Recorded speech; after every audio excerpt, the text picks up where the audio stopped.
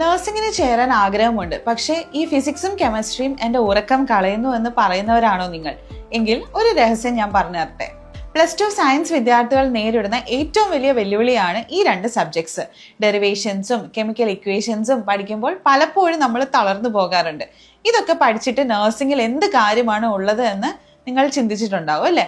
ഈ മടുപ്പ് കാരണം പലരും പഠനം പാതി വഴിയിൽ നിർത്തുന്നു. എന്നാൽ സയൻസിനെ പേടിക്കേണ്ട ഒന്നല്ല, സ്നേഹിക്കേണ്ട ഒന്നായി കാണാൻ നമ്മൾ പഠിക്കണം. ബയോളജി പോലെ തന്നെ നഴ്സിംഗിൽ പ്രാധാന്യമുള്ളതാണ് കെമിസ്ട്രിയും.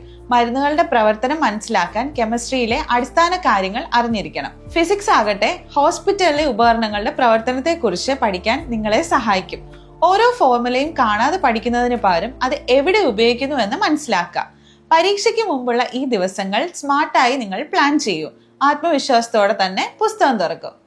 നിങ്ങൾക്ക് ഏറ്റവും കൂടുതൽ പേടി ഏത് സബ്ജക്റ്റ് ആണ് എന്ന് താഴെ കമന്റ് ചെയ്യൂ.